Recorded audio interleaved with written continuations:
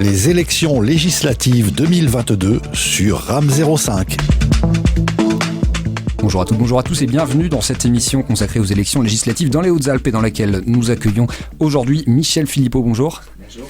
Vous êtes candidat dans les Hautes-Alpes sur la première circonscription, également à ma gauche Capucine Mounal, bonjour. Bonjour. Candidate sur la deuxième circonscription des Hautes-Alpes. Alors tout d'abord, je vais vous demander très rapidement, s'il vous plaît, de vous présenter, vous nous dire un petit peu d'où vous venez. Ok, je vais commencer. Donc moi c'est Capucine Mounal, donc j'habite à Briançon. J'ai été aide-soignante. J'ai fait une reconversion professionnelle et aujourd'hui je suis secrétaire comptable. Alors Michel Philippot, alors moi je suis coordinateur des questions de planification écologique à la France Insoumise initialement. Et voilà, j'ai d'abord vécu à côté d'une énorme cimenterie qui brûlait des déchets toxiques, j'ai milité, puis après ça j'ai essayé de rechercher des perspectives d'autonomie et pour essayer de construire autrement, et puis par la suite j'ai essayé de co-construire un programme sur la question du bâtiment. Vous incarnez tous les deux aujourd'hui la NUPES, la Nouvelle Union Populaire Écologique et Sociale, pour ces élections législatives dans les Hautes-Alpes. On va tout d'abord parler des grands axes nationaux pour le coup du programme de la NUPES. Quels axes est-ce que vous souhaiteriez développer ici dans le cadre de cette émission ? Alors en fait, c'est trois piliers, c'est-à-dire c'est à la fois aujourd'hui il y a 5 personnes qui gagnent autant que 28 millions de personnes, donc il y a une urgence sociale. Il y a le GIEC nous dit qu'on en a pour 3 ans, donc il y a une urgence écologique. Et puis on a fait plus de 500 auditions citoyennes, moi dans la Circo, et effectivement on voit qu'il y a une urgence démocratique parce que plein de gens n'en peuvent plus, et la question du sens est de plus en plus absente. Donc ça c'est pour vraiment, on va dire, le cadre et les grands axes que vous identifiez. Maintenant, en termes de mesures, peut-être pour y répondre, s'il y avait quelques mesures à retenir là, fortes à donner aux auditeurs. Oui, c'est surtout pour travailler autour du pouvoir d'achat. Donc déjà relever le SMIC à 1 500 € par mois.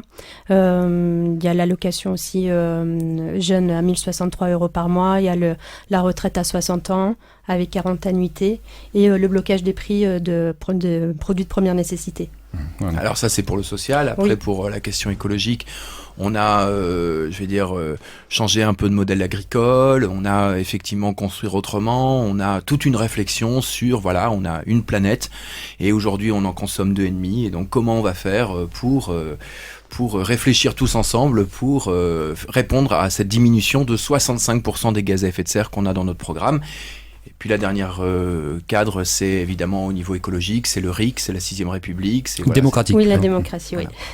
Démocratie. Mais c'est le but aussi de la Nouvelle Union Populaire Écologique et Sociale, c'est aussi d'amener à l'Assemblée des personnes qui ressemblent au peuple. Enfin, on va envoyer des boulangers, on va envoyer des secrétaires comme moi, des aides-soignantes ou des femmes de ménage, parce que en fait, souvent les lois, elles sont faites que par des personnes qui font Bac+5 ou qui ont fait l'ENA.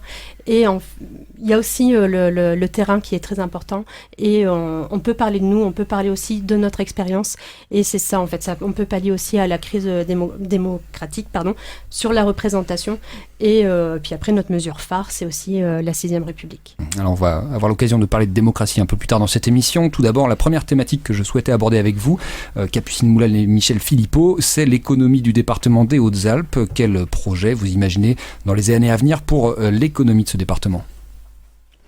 Alors je pense d'abord on a plein d'emplois nous à créer, à développer, c'est-à-dire avec notre réflexion sur le modèle agricole, évidemment il y a plein d'emplois à créer dans l'agriculture. On va aussi on va développer le petit artisanat au niveau de la construction, on va aussi créer des matériaux de pays, donc ça veut dire qu'il va y avoir de l'emploi qui va pouvoir se créer par rapport à ça. Et puis nous c'est tout le relancement d'une économie liée effectivement à cet enjeu écologique.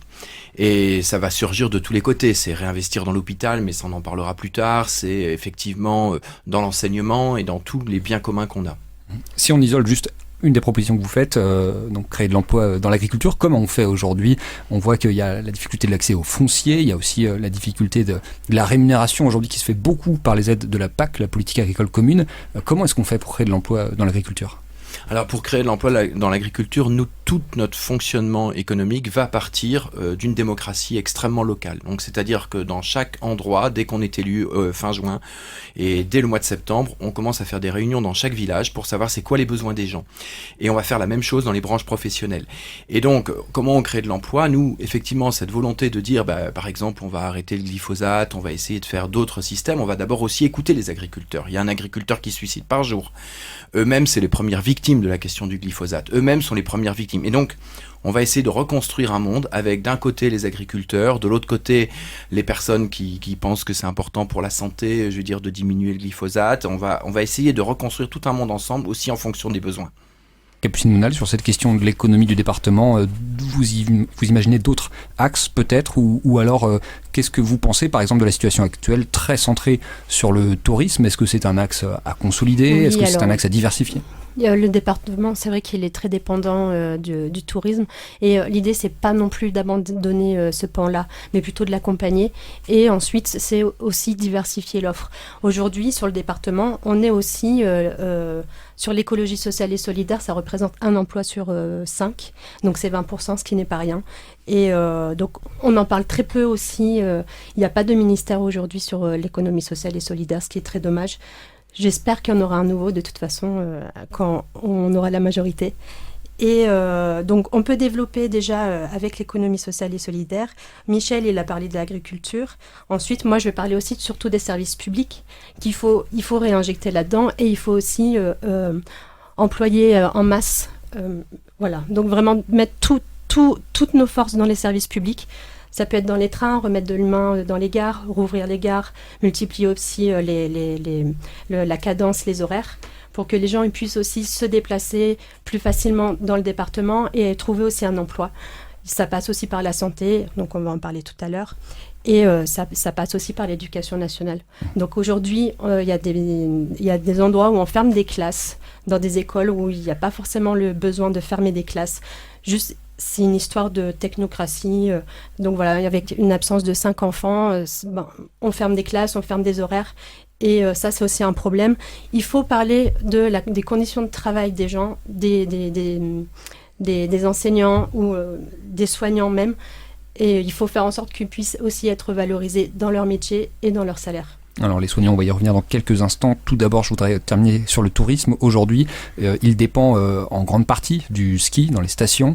Le réchauffement climatique va rendre l'enneigement de plus en plus maigre. Il y a eu des études en ce sens, l'étude Climsnow, qui promet qu'on pourra toujours pratiquer en 2050. À quel prix, ça reste à voir. Quel est votre regard sur justement cette adaptation face au réchauffement climatique en matière de tourisme hivernal ? Alors moi, toute ma réflexion, c'est toujours celle que j'ai expliquée tout à l'heure, c'est-à-dire qu'en gros, comment on va faire pour diminuer les gaz à effet de serre, comment on va faire pour la bifurcation écologique, et effectivement, on va discuter, par exemple, on me posait des questions sur le dévolu, qu'est-ce qu'il fallait faire par rapport à l'ascenseur, nous, dans notre coin, et la question est vraiment de partir des besoins. Et effectivement, il y a un besoin économique qui est extrêmement important. Mais à la fois, comment on va faire pour faire cette bifurcation tous ensemble? Et on a intérêt à s'écouter l'un l'autre. Et pour moi, vraiment, la première dynamique, c'est l'écoute. Et je pense que, tout à l'heure, on parlait de l'économie. Pour moi, c'est extrêmement important, la question économique. Et aujourd'hui, on a manqué d'écoute. Moi, on a auditionné, par exemple, plein de restaurateurs qui nous disent, mais si on nous avait, pendant le confinement, dit 24 heures ou 48 heures plus tôt, voilà, qu'on allait devoir fermer, on n'aurait pas dû tout jeter nos stocks. Et donc, c'est important de repartir d'une dynamique d'écoute de tous les secteurs et d'une écoute pour une planification à long terme et d'une écoute aussi des corps intermédiaires, des branches professionnelles, parce qu'on a un monde à construire ensemble. Alors on va parler de santé à présent. Après plus de 2 ans de crise sanitaire liée à la pandémie de Covid-19, quel constat, quel regard est-ce que vous portez sur ce secteur de la santé? Quels sont ses besoins? Alors, en quelques mots, moi, ce qui m'intéresse vraiment, c'était d'auditionner pas mal de personnes de la santé. On en a auditionné des dizaines. Et en fait, vraiment, le personnel de la santé est en souffrance, quoi. Et il y a plein de non-sens. Moi, je me souviens de cette infirmière qui nous dit, nous, on a l'impression de faire plus de bureaucratie à tout noter que d'être à côté des patients. Ils nous ont parlé du non-sens de la tarification à l'acte, aussi d'une absence de politique de prévention, parce que pour nous, évidemment, on doit réfléchir en amont, plutôt que, par exemple, le Covid, c'était aussi lié à un manque de prévention sur les maladies telles que l'obésité, qui étaient effectivement des facteurs aggravants. Donc il y a plein de choses à recréer aussi dans le monde de la santé. Et en matière, par exemple, de revalorisation des salaires, dans la santé, de nombre de lits, comment se positionne la NUPES dans son programme? Quelles sont les propositions qu'elle fait à ce niveau-là? Alors, déjà, c'est de supprimer la tarification à l'acte. Parce qu'en fait, ça empêche aussi une prise en charge globale du patient. Et le patient, en fait, il devient juste une ligne comptable. Et voilà. Donc, nous, en fait, ce qu'on veut mettre en place, c'est aussi de remettre de l'humain d'abord, avant le côté libéral. Alors, pour parler aussi de d'autres mesures, nous, ce qu'on va faire, c'est déjà, il faudrait aussi embaucher 100 000 soignants. Donc là, c'est au niveau national. On va créer aussi un plan national pour les traitements. Il y a le problème à la source, sur la question aussi du médicament. Et ensuite, il faut remettre aussi en place une santé environnementale pour aller traiter des problèmes de maladies chroniques qui sont liés à la pollution, à la malbouffe ou aux pesticides. Donc ça, c'en est quelques-unes. C'est 100 000 soignants dans l'hôpital, pour préciser Capucine, mais c'est 300 000 dans le secteur médico-social et les EHPAD. Et en matière d'accès aux soins, maintenant, si on sort un petit peu de l'hôpital et qu'on se rend plutôt dans les professions libérales, aujourd'hui, cet accès dans les Hautes-Alpes, il est peut-être pas dans la pire situation possible en France, mais en tout cas, il y a des difficultés, particulièrement pour accéder à des rendez-vous avec certains spécialistes. Comment peut-on améliorer ce problème de désertification médicale dans les Hautes-Alpes? Alors, quand vous dites c'est pas grave, moi je trouve ça extrêmement grave. Moi, j'ai été auditionner des gens à Bruys, à Montmorin. Je vais dire à Rozan, il y a même plus de médecins, quoi. Donc, je veux dire, ça c'est dans le secteur, et donc il y a parfois un éloignement tellement fort. Bien, nous, on ne doit être à 20 minutes de tous les services publics, et dont, je vais dire, le service de soins minimal. Donc tout ça, évidemment, ça repart d'une même réflexion démocratique de reconstruire avec les gens selon les besoins, mais il y a des gens qui ont peur de vieillir dans nos endroits. Il y a des personnes qui aident les personnes âgées qui aujourd'hui se disaient, mais moi je travaille à perte à cause du prix de l'essence, parce que je dois me déplacer en haut des montagnes, etc. Alors ça, c'est le constat, mais comment est-ce qu'on fait maintenant pour résoudre, travailler sur nous, déjà, problème? on bloque les prix de l'essence, et donc déjà, on va à l'urgence. On recrée des pôles publics de la santé, je veux dire, à toutes les 20 minutes, au pire 30 minutes à chaque endroit. C'est arrêter avec la fermeture. Nous, par exemple, c'était la fermeture de l'hôpital de nuit de Sisteron. C'est arrêter avec tout ça. Et aussi, c'est avoir une réflexion aussi par rapport en repartant véritablement des besoins des personnes, en les écoutant dans chaque village, en voyant c'est quoi les besoins, parce qu'effectivement, quand le médecin est parti, quand il n'y a plus de kiné, quand il n'y a plus de service, eh bien effectivement, c'est extrêmement angoissant pour pas mal de personnes. Il y a aussi des CPTS qui ont été créés il n'y a pas longtemps dans les... Alors CPTS, il faut préciser... C'est un jargon que je connais, que j'ai oublié la signification. Bref, du coup, voilà. Donc en fait, ce sont des infirmières qui se sont regroupées, et elles sont là aussi pour répondre aux besoins des soins. Il y a aussi le développement de l'aide à domicile, et faire en sorte que les personnes elles puissent rester le plus longtemps chez elles. Je parle des personnes âgées, parce que on est un département qui est vieillissant, et les soins seront de plus en plus spécifiques à la personne âgée.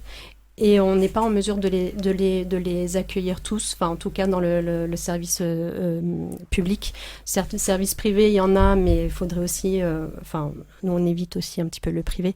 Donc il faut aussi faire... cette troisième offre, c'est de développer les aides à domicile, et faire en sorte que les personnes âgées puissent rester le plus longtemps possible chez elles, parce que souvent, ça évite aussi un effet de glissement, et l'environnement de la personne âgée aussi est très importante.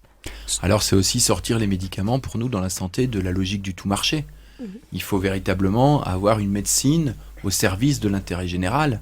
Et aujourd'hui, il y a de plus en plus de personnes qui n'ont plus confiance aussi dans la médecine. On a vu un peu avec la crise du Covid. Il est temps effectivement de recréer notre service de santé. Il est temps de soigner le système de santé qui est notre bien commun. Alors, on pourrait parler de ça, mais il faut... Juste une chose, il y a une fuite de 20% en fait dans le libéral, donc public vers le libéral, et pour moi en fait il faudrait aussi coordonner les services publics et les services libéraux, parce que souvent les libéraux ils se retrouvent à faire des actes qui étaient normalement dans les hôpitaux publics. D'où l'importance aussi de réinvestir dans les hôpitaux publics. On parle beaucoup de public, mais c'est parce qu'en fait, le libéral, il pallie beaucoup à ce que devrait faire l'hôpital public. Et ça, c'est un glissement qui est très dangereux et il faut rééquilibrer justement, et il faut qu'on garde une certaine coordination et pas une compétition entre les deux. Je voudrais aborder maintenant avec vous une question qu'on a choisi de traiter ici à RAM 05, la question du foncier, qu'il soit agricole ou constructible. Je rappelle le cadre. D'ici à 2030, les communes devront artificialiser 2 fois moins de surface qu'elles ne l'ont fait lors de la dernière décennie. Et d'ici à 2050, c'est même un objectif zéro artificialisation nette qui a été fixé. On sait qu'aujourd'hui, l'accès au foncier est déjà délicat dans les Hautes-Alpes et l'accès au logement, c'est globalement la même chose. Quelles mesures concrètes est-ce que vous imaginez pour tenir à la fois cet objectif légal et ce besoin de loger la population? Alors, la question de l'artificialisation, c'est une question un peu parfois complexe. Moi, j'ai travaillé vraiment dans le secteur du bâtiment et j'ai écouté des personnes qui avaient vraiment des points de vue extrêmement différents. Donc, on a écouté les personnes qui étaient tenants de arrêter l'artificialisation des sols parce que la bétonisation à tout va, eh bien, ça tue effectivement la biodiversité. Après, moi, j'ai écouté d'autres personnes comme la Fondation Abbé Pierre qui me disaient juste 5 minutes après, il faut construire énormément de logements et nous, on a une envie de construire 200 000 logements parce qu'il y a des gens à la rue et puis à la fois, il fallait lutter contre la précarité énergétique parce qu'aujourd'hui, il y a des gens qui n'arrivent plus à chauffer. Et en fait, nous, toute notre construction programmatique, ça a été de mettre ensemble des luttes différentes. Moi, juste après, j'avais auditionné des petits entrepreneurs qui ne s'en sortaient plus parce qu'il y avait des appels d'offres qui étaient faits par des multinationales qui travaillaient avec des travailleurs détachés et puis eux, quand ils arrivaient avec par exemple 20 000 euros, eh bien la multinationale arrivait avec des offres à 8 000 euros parce qu'ils faisaient venir des travailleurs de Roumanie, de Bulgarie. Eh bien moi je dis on a un monde à construire ensemble et il est possible parfois même de construire autrement et même aussi de ne pas tout artificialiser quand on construit. Tout ne doit pas spécialement être bétonné de A à Z et donc tout ça c'est à réfléchir ensemble de manière coordonnée dans les communes et pas de manière bureaucratique à Paris. Je prends un exemple, juste après, nous on avait auditionné des gens qui voulaient construire en diminuant les gaz à effet de serre et en luttant contre l'artificialisation par des constructions avec moins d'emprise au sol.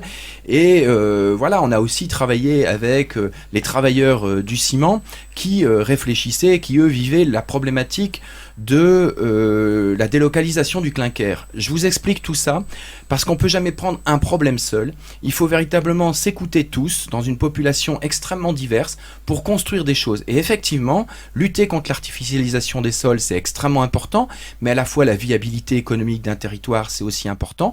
Et oui, effectivement, on peut construire sans tout artificialiser et on peut aussi créer un autre monde en partant d'une démocratie locale. J'apporte une autre donnée au problème. Dans les Hautes-Alpes, 1 logement sur 2 est une résidence secondaire, 46% plus exactement. La pandémie de Covid-19 a encouragé l'achat de résidences secondaires, notamment des maisons individuelles avec un accès à un extérieur. Est-ce qu'il faut, selon vous, encadrer l'usage des nouvelles constructions pour privilégier l'habitat principal, comme c'est le cas par exemple en Suisse, avec la loi qui fixe un taux maximal à 20% de résidences secondaires par commune? Exactement, c'est ce que j'allais vous dire. Vous m'avez piqué un petit peu ma réplique. Donc oui, d'autant que nous, dans les Hautes-Alpes, on est assez restreint. Donc pour rappel, c'est la zéro artificialisation nette. Moins de 50% d'ici 2030, sachant que la part des résidences secondaires, elle est de 50%. Voire plus dans certaines communes. Et justement, oui, il faudra se poser la question à un moment donné, mais même pour l'économie locale, c'est pas que pour une question de logement, de réglementer au niveau national la proportion entre les propriétés principales et puis les propriétés secondaires. Ensuite, il y a aussi la question des logements vacants. Qu'est-ce qu'on en fait ? Et donc nous, ce qu'on préconise, c'est de les réquisitionner et pour pouvoir les mettre accès de les remettre dans le parc locatif. Et on peut aussi jouer sur les logements sociaux. Nous, on veut normalement, le quota, il est de 20% selon les communes. Et nous, on voudrait le rehausser de 30%. Il faut aussi faire en sorte que les habitations, elles soient le plus regroupées possible et de moins en moins de gros chalets à 12 millions d'euros, par exemple. Et donc voilà, il faut rompre avec la spéculation aussi foncière, ce qui joue beaucoup sur les prix et aussi sur l'accaparement des terrains. Donc voilà, nous, on va beaucoup légiférer là-dessus. Et on veut aussi lutter contre les locations Airbnb, par exemple. Ce qui empêche aussi des locations à l'année. Donc, plutôt légiférer privilégier les locations à l'année plutôt que les locations. C'est même pas les locations saisonnières, c'est vraiment les locations Airbnb où c'est vraiment du ponctuel. Et ça se répand un petit peu trop dans les Hautes-Alpes. Et pas qu'ailleurs, et pas que dans les Hautes-Alpes, mais ailleurs aussi. Et on aimerait aussi revoir à la baisse le loyer au niveau médian pour favoriser aussi l'accès au logement. Parce que c'est pas qu'une question foncière, il y a un mal logement qui se répand de plus en plus. Et voilà, donc tout ce que préconisait la Fondation Abbé Pierre, nous on le prend et on le met en place. Voilà, c'est aussi, effectivement, pour cela, on doit mettre des mesures claires. Donc, c'est-à-dire, il faut mettre fin à la dégressivité dans le temps de la taxe sur les plus-values foncières. C'est maîtriser les prix immobiliers dans le cadre des aménagements gérés par les agences foncières régionales. C'est développer aussi un patrimoine foncier public qui va échapper à la spéculation au niveau des collectivités, des établissements fonciers et des offices fonciers solidaires, et favoriser la rénovation du bâti ancien en déshérence et la reconstruction de la ville sur la ville et des endroits où c'est déjà bâti, quoi. Et donc effectivement pour tout cela, eh bien c'est véritablement, il faut s'écouter et voir un peu aussi dans chaque commune comment on peut réfléchir à cette difficulté de l'artificialisation des sols et surtout y donner du sens, parce que quand pas mal de personnes ne voient pas quelle est la problématique de l'artificialisation des sols. Alors on poursuit cette émission autour des élections législatives avec vous Michel Philippot et Capucine Mounal pour la NUPES, 5e volet que nous abordons dans le cadre de cette émission, démocratie. Une mission d'information parlementaire en 2021 a rendu des conclusions sévères. 85% des Français consultés estiment que le système démocratique actuel fonctionne plutôt mal ou très mal. Pourtant, la même proportion estime que les décisions des élus ont des conséquences concrètes. Quelles sont vos propositions tout d'abord pour revitaliser la démocratie en France ? Alors moi je voudrais continuer sur le constat, c'est-à-dire qu'on a fait plus de 500 auditions citoyennes et on peut dire que c'est quelque chose qui revenait de partout. Alors ça revient parfois dans un dégagisme absolu, une grève du vote, avec plein de gens qui se disent on va plus voter, mais c'est aussi palpable pour des gens d'extrêmement bonne volonté. Moi je pense à cette prof d'anglais qui nous dit si on avait été prévenu pas par BFM TV 24 heures à l'avance qu'on n'avait pas nos élèves demain, on aurait pu quand même les voir, on aurait pu expliquer des choses. C'est ce restaurateur qui me dit moi j'étais obligé de tout jeter. Si j'avais été au courant, ça aurait changé les choses. Et en fait, il y a une crise réelle, nous on fait du porte-à-porte et on se rend compte que plein de gens en ont ras-le-bol. Ras-le-bol vraiment de ne plus être écoutés, d'avoir uniquement à un moment un blanc-seing à donner lors des élections et où il n'y a pas de retour. Donc nous on propose la révocation des élus s'ils font pas ce qu'ils disent, on propose le RIC, le référendum d'initiative citoyenne, et on propose surtout d'essayer de se reconstituer tout le peuple avec la 6ème République. Mais aussi toute la planification écologique. En fait, il n'y a pas beaucoup de choses. Soit de vous laisser faire le marché. Et en fait, qu'est-ce qui va se passer quand on laisse faire le marché ? C'est toujours la privation de la liberté qui arrive. C'est-à-dire, le marché, il va faire qu'à un moment, l'essence arrive à 2,30 €, 2,40 €. Et vous verrez, là, je parle déjà pour le futur, 2,50 €, 2,90 €. Et en fait, simplement, il y a des gens qui peuvent plus se déplacer. Et on ne discute jamais démocratiquement des gros enjeux de société. Est-ce qu'on a discuté démocratiquement qu'on allait passer 10 heures sur un portable ? Est-ce qu'on a discuté démocratiquement de plein d'enjeux ? Et donc, c'est véritablement important de refaire du débat dans la société, et c'est pour ça que nous dans la planification écologique on va repartir de chaque village et pour demander ici qu'est-ce qu'il faut reconstruire, est-ce que c'est un service public, quels sont vos problèmes. Quand on a fait des auditions citoyennes, on est toujours parti des gens en leur demandant comment ça va, parce que souvent on fait des questions fermées, et comment ça va, c'est les gens ils nous disent ce qu'ils ont envie et puis eux-mêmes ils ont plein d'idées. Vous savez, il y a une maturité politique, désolé pour d'avoir mangé mon mot, mais une maturité politique dans ce pays, avec plein de gens qui savent un peu où aller, et en fait on est beaucoup plus unis que ce qu'on ne pense, et je pense que véritablement les mesures qu'on essaye de mettre en place sont majoritaires, mais il y a plein de gens qui n'en peuvent plus d'un pouvoir qui est déconnecté. Je voudrais vous demander votre avis sur deux propositions dans cette idée de transformer la démocratie et peut-être particulièrement au niveau local. Le cumul des mandats à différentes échelles, par exemple, est décrié par certains citoyens qui peuvent y voir des conflits d'intérêts ou des moyens d'exercer des pressions sur des élus. Est-ce que vous seriez favorable, par exemple, à limiter le cumul, à interdire de cumuler un mandat de maire avec celui de président de communauté de communes, d'élu départemental, d'élu régional ? Alors déjà, pour moi, il faudrait déjà dissocier les deux scrutins. Parce que là, on a eu aussi les régionales qui se sont fait en même temps que les départementales. Et c'est terrible pour la démocratie parce que les gens, déjà, ils se rendent pas compte qu'il y a deux scrutins. On entend parler surtout, par exemple, de la plus grosse par rapport à la plus grosse, pas en termes de... Sur l'échelon, on va dire, donc par exemple là on entend beaucoup de la région au détriment des départements, alors que les départements c'est aussi une élection qui est très locale et c'est pas du tout les mêmes enjeux, c'est pas du tout les mêmes compétences et ça a aussi un problème un petit peu de sensibilisation et aussi d'éducation populaire. On n'a pas le temps de faire campagne sur des problématiques enfin la région et le département, c'est pas du tout les mêmes enjeux et c'est pas du tout la même représentativité non plus. Et ça, c'est déjà un problème. Ensuite, sur répondre à la question des cumuls des mandats, Michel et moi, on n'en a aucun. Et on cumule aucun mandat, ce qui n'est pas forcément le cas des autres candidats qui se présentent aux législatives. Donc, ce qui prouve aussi que nous cherchons aussi à mettre le plus de monde possible différent. Et ça fait une sorte aussi de consanguinité politique, on va dire. Et ce qui est aussi dangereux, parce qu'il y a aussi la concentration de certains pouvoirs sur la même personne. Et c'est aussi un problème de démocratie. Donc, il y a l'expression citoyenne qui n'est pas forcément respectée parce qu'on cumule de scrutins différents. Il y a aussi la probité de la personne.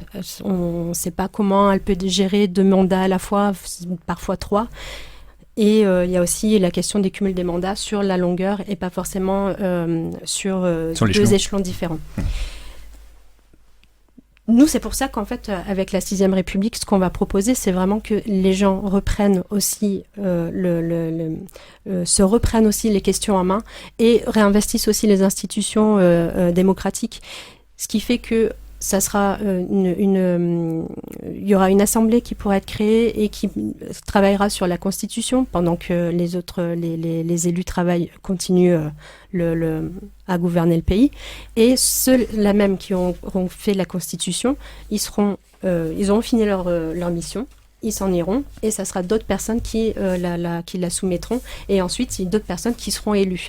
Donc déjà, nous, on veut casser ce système-là parce que bien souvent, ceux qui font les lois, ils le font pour eux-mêmes. Et ça, c'est aussi un problème d'intérêt général parce que souvent, c'est un intérêt personnel qui passe avant. Et nous, ce qu'on veut à la nouvelle Union populaire écologique et sociale, c'est l'intérêt général.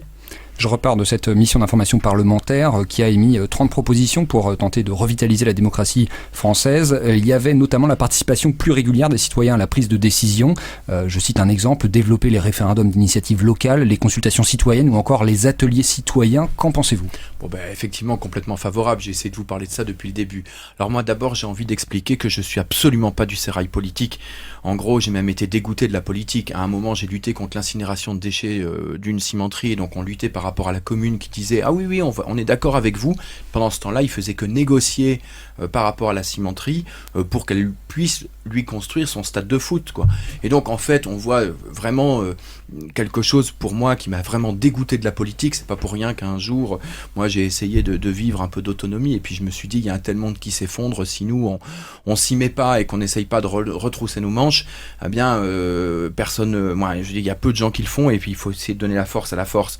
Mais véritablement, de faire intervenir les citoyens partout, c'est ce qu'on va faire avec la 6e République, c'est ce qu'on va faire avec la planification écologique, parce qu'on va partir des besoins de chaque personne, et puis le RIC, etc., tout ça va continuer. C'est un autre monde au niveau démocratique qui va commencer le 19 juin, parce qu'on va gagner. Alors il nous reste 1 minute 30 pour aborder les enjeux locaux et les enjeux législatifs pour vos circonscriptions. En quelques mots, quels sont les principaux enjeux, et là pour le coup très locaux, que vous identifiez sur le prochain mandat? Alors moi, c'est la création d'emplois à Laragne dans le secteur hospitalier, c'est la création d'emplois dans l'agriculture, c'est la création d'emplois dans des matériaux de pays, c'est une aide à tout ce que j'ai pu dire, surtout sur la question du transport, parce qu'il y a une autre mobilité à prévoir, et Mobile Hautes-Alpes a fait un super travail sur ce sujet-là, et ça, c'est un enjeu de Veynes jusqu'au lac de Serponçon et à Embrun. Oui, donc Pareil, hein, c'est surtout sur les services publics. Il y a aussi la question du mal logement. Combien de fois, en fait, j'entends que les gens qui sont du pays, leurs enfants, en fait, ils sont obligés d'aller ailleurs parce qu'ils peuvent pas ni se loger en achetant ou juste en louant parce que c'est trop cher. Donc, il y a le mal logement à mettre en avant au niveau de l'Assemblée nationale. Et il y a aussi exactement la défense du train, mais dans son ensemble, la mobilité, comment elle peut être s'articuler et être complémentaire. Et il y a aussi tout ce qui est le côté concertation citoyenne. Moi, j'ai fait partie aussi de ceux qui avaient animé une concertation citoyenne justement sur les conseils citoyens. Donc, tout est fait. Il y a la demande de la population à participer et en même temps, tout est fait pour que ça ne soit pas fait. Il y a eu des préconisations qui en sont sorties. C'est le constat qui a été fait et il faut vraiment animer son territoire. Pour moi, un député, il est là aussi pour animer son territoire et raviver aussi la flamme de la politique sur son territoire. Merci à tous les deux, Michel Philippot et Capucine Moulal, candidat pour la NUPES sur la première et deuxième circonscription dans les Hautes-Alpes. Merci. Merci.